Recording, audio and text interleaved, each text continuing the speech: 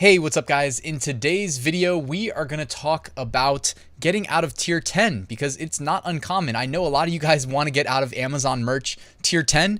And those of you guys that aren't in Amazon merch, when we talk about getting out of tier 10, what are we really saying? We're saying we want sales yesterday, and we can't go back in time. So we want sales today, the next best thing. And if we ain't getting them today, we want them tomorrow. We want sales as soon as possible. That's how you get out of tier 10. So in this video, because I know this is such a common thing, I'm going to kind of tell the story of somebody who recently messaged me on Facebook really wanting to get out of tier 10. Actually asking me to promote t-shirts, and I said, well, I can't promote your t-shirts because like my audience is t-shirt sellers. You know what I mean? What am I going to do? Sell ice to an Eskimo? Like, it's not a great marketing strategy, but at a minimum, we'll look at their t-shirts. And they said, hey, I don't even mind. Provide some feedback on the shirts, and hopefully everybody can benefit from it. So that's our plan for the video today. Satoshi, my little puppy, wanted to say hello. And yeah, let's get right to reviewing these t-shirts.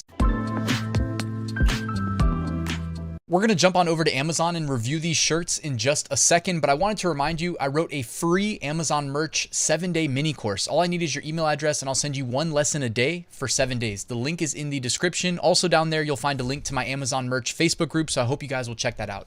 All right, so it looks like they are selling Halloween shirts. Now, first thing we're going to look at is the design. All right, and we have a couple shirts that they sent me, so we won't spend too long on any one of them, but we'll kind of breeze through, hopefully make this useful to everybody watching. First thing, you didn't make the shirt available in black, and black is the best-selling shirt color. Now, if I'm not going to do that, then what I would probably do, since it's a Halloween themed shirt, is sell it only on an orange shirt. Like it's Halloween. We know the two main colors, black, orange. If you're not going to do black, which I understand why you didn't do black, because the foreground design is black, why not just do orange? I mean, it pops, it stands out, and it fits the theme of people actually looking for Halloween shirts. Now, in terms of a design, I don't honestly really understand what's going on in this design. It looks like there's a whole lot. It's very busy. It's asymmetric, and it doesn't really seem cohesive to me. So I don't like the design much at all. All right, I'm just keeping it real here. Like, we're trying to be productive. I'm not trying to hurt people's feelings, but like, we're trying to make money here, right? And it's crunch time. It's Q4. It's crunch time. We need to get going. I don't like this design. I would be like, this to me, I look at it and I'm like, okay, they probably got home from their 9-to-5 job, had a bunch of stuff going on. They only had 5 minutes to upload something. And like I always say, something is better than nothing. So they took my advice. They spent 5 minutes or less on this design and moved on. You know what I mean? But again, that was great, because you did something, you didn't do nothing. But now you need to circle back and delete this because this sucks. I'm just keeping it real. This isn't good. Nobody's going to watch this video and say this is good. All right, let's be real here. So yeah, on to the next design. We're not even going to look at the keywords. I don't think it matters. All right, this design, it's a Halloween design, right? Like, what are the primary keywords for this design? Halloween shirt, you know what I mean? Haunted house, maybe, right? But haunted house shirt. I don't know how prominent of a search term that is, haunted house shirt. And if you want to get indexed on more prominent words, what is it going to be? Halloween shirt, right? And you're going to be like one of 10 million t-shirts indexed on Halloween shirt. So I really suggest honing in on specific sub-niche themes for Halloween if you really want to sell Halloween stuff, right? And Halloween is selling right now, but you got to pick some sub-niches. If you want to do hyper generic shirts, like what you're lost in the mix. You'll never show up on page 1. If you're not on page 1, it doesn't matter if you're on page 2 or page 99, no one's going to see your shirt. So really hone in on a sub-niche of Halloween. Go with pick a graphic and add some text. Make it symmetrical, simple things like that. I do offer a design course, just the print-on-demand design portion. I mean, I have a full print-on-demand course as well. But like for $49, you can get the design course. I'll link it in the description. It is well worth its cost of admission. That's, not that many. It's like 10 sales. 10 sales at $19.99. You've paid for yeah. Or, if you don't want the course, just go look at the bestsellers. At a minimum, just look at the bestsellers and learn from them, okay? Because you're not going to see any bestsellers that look like this with a square, square design, on a shirt that it just doesn't look good. You're not going to see bestsellers like that. All right, so next up. This is a much better example of a design that looks like it belongs on a t-shirt, right? It's not a square, right? It's not asymmetric. Asymmetric's fine, but you got to be good when you execute asymmetric designs. This to me looks like it was created by a graphic designer that knows what they're doing, right? Like this is a cohesive design. It doesn't look to me like there's any elements out of place. Great color contrast. Offering it on a black t-shirt, by the way, looks great. And if you're gonna do Halloween, you could just do black and orange. I'm not saying you have to do just black and just orange, but a quick aside, right? There is a thing where it's like paralysis by overanalysis of choice. There was a good TED talk. I wish I still had it bookmarked, but it was like somebody gave a TED talk years ago talking about like, if someone has too much choice, it's almost like they can get paralyzed in the decision-making process and either go with nothing or make a decision and then second guess themselves and not get any enjoyment out of the decision they made because they don't know if they made the right one or the wrong one. So it was an interesting one. I think it was about like tomato sauce or something. Anyways, so sometimes like less colors is okay. Like in this case specifically, Halloween, I think it's just fine because you know why you're wearing a Halloween shirt, right? Because it's Halloween. So it doesn't have to be Halloween, but you know what I mean. It's the season. So black, orange, just fine. This is a shirt though that I think you may actually make a sale in. You may want to hone in on some specific phrases, right? And instead of me guessing what phrases those should be, why don't you go to Amazon search bar, start typing. You can either use the default autocomplete, which is a great way to find phrases that people are searching, right? Because it won't autocomplete things that people aren't looking for. It will autocomplete things that people are looking for, right? So you might type which shirt and it may give you some long tail keyword suggestions.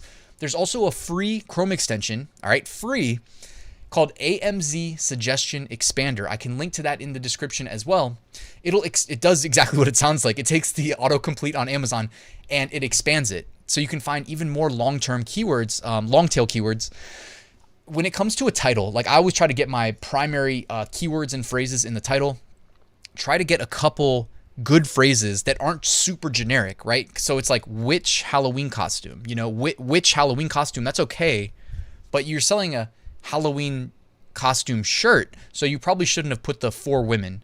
I mean, maybe that works because that is like an example of long tail, right? But you're basically hoping to get an exact match, given how generic this is with Halloween shirt and how many listings are in Amazon's catalog. Like, be realistic here. There's millions, plural.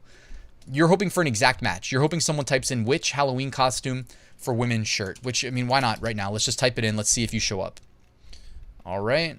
Don't see you. If you're not on page, not that you can't be on page 1, but they're not going to give you like a mainstay spot on page 1. They're most likely, if they do give you a chance, because Halloween's so generic, they'll give you like one impression in search results and then that'll be it and then you're gone. You know what I mean? So no, you didn't show up in page 1 in this test. So that's why you really want to hone in on sub niches and cross niches and not the super generic stuff. All right, this design says throw the dice witches. Throw the dice witches. And let's get out of full screen real quick. Throw the dice witches. Is that a thing? Throw the dice witches. Okay, I guess it is. Okay, so this is an example of what I was talking about here. Throw the dice witches. I didn't know. I mean, I definitely don't know everything when it comes to niching down and sub niches. And that's why we just type it in the search bar and validate. You can use Chrome extensions to view the BSR in search results. And that is definitely a nice way of getting to a glimpse into a niche as a whole, at least page 1, and checking the BSRs and seeing how well they're selling, which is basically a way of gauging demand. I think you got some nice fonts there. But those cobwebs and the size of your font, like the way that I would have designed this, and I'm just being nitpicky here, like I think this is definitely one of your best designs so far, is I would put throw on its own line so I can make it big. And then the on its own line so I can make it big. Like, if you're going to use a font with those weird cobwebs, it makes it hard to read. So you need to make the font bigger, in my opinion. That being said, though, I think this is still like a good design relative to the other ones we looked at. And then you switch the font up on the bottom. I don't know that you needed to do that. I think this is a good example of a design that you just pick one font family, roll with that. Switching it up there, I don't know that made much sense. Okay. This design says spooky teacher.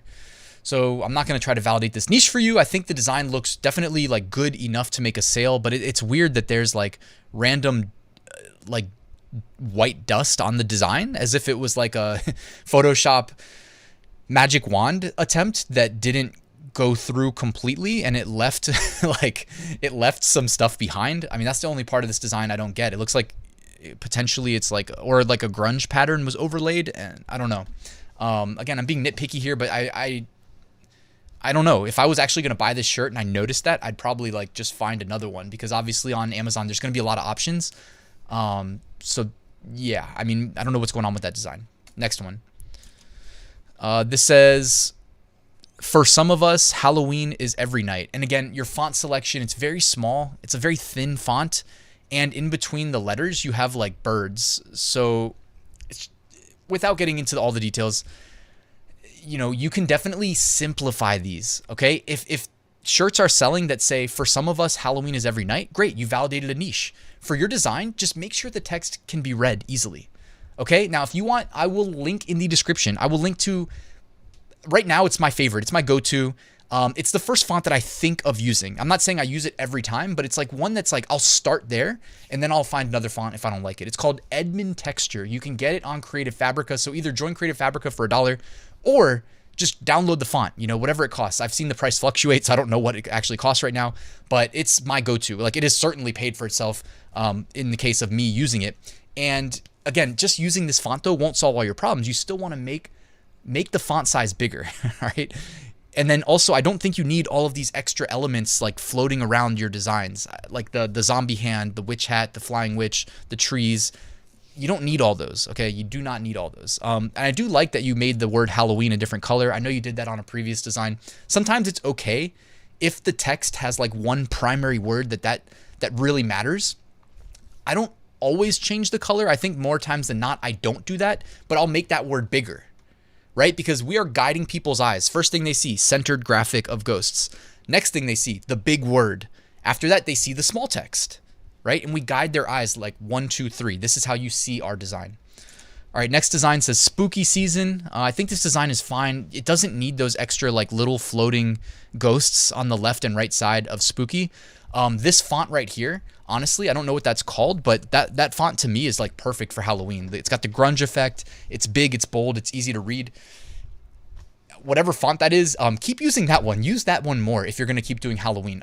That said though, spooky season shirt, you know, spooky season Halloween shirt, very generic. So sometimes you can do everything right, but then you're in the wrong niche, or you didn't sub niche down far enough, you know? Think of Amazon's catalog and the algorithm that has to figure out whether or not to show your shirt or 5 million other shirts, especially when your shirt has no sales history and at least enough shirts indexed on these generic keywords to fill page 1 of search results do have sales history. Who are they going to put in front of the customer? Most likely the listings with sales history. So you can do yourself a favor by niching down. Sometimes I know it's random, but you can put like the year. All right. Now, customers may not search for the year, but at least the year signals to the algorithm like, hey, this is a little bit fresh. I mean, the algorithm also knows when you created the listing, like that data point is available. But sometimes I think that is like maybe a chance to stand out and get some additional eyeballs on your listing. All right. This one says this is Boo Sheet. So I think this is, you know, a pretty well-known Halloween sub niche. And I don't know if I like the font though. Again, your font selection, and then you also keep adding these like floating elements like the star, the moon, the witch. It doesn't need those in my opinion. If you're going to do those, you have a little green to red sunset in the background. Cut them out as silhouettes in the background of the sunset. But when you keep putting things in close proximity to your text, it just makes it hard to read. All right, and the last design here, tis the season. All right, so tis the season, and it is a Halloween, you know, ghost shirt, very generic. I don't know what to say here. I mean, the design seems good enough. It's got that like 60s, 70s vibe. You forgot to cut out the white portion in between your letter A and your letter O at the bottom there. So it's a little, you might want to fix that design and then re-upload because it doesn't look right at all. Besides that though, I mean, this is similar to, you know, a niche that was definitely popping on Etsy at a minimum over the summer. That style of design, the 60s, 70s. And I mean, I don't know. I think this one's definitely good enough to sell. So I would just fix the design. All right, and that's it. I hope this video was useful, not only to the person that messaged me their designs, but to everybody that watched. If you have any other questions or tips, you already know, hit me up in the comment section so I can get back to you and see what's on your mind. Also, like and subscribe on your way out. That is always appreciated, and I'll see you guys tomorrow with a new video.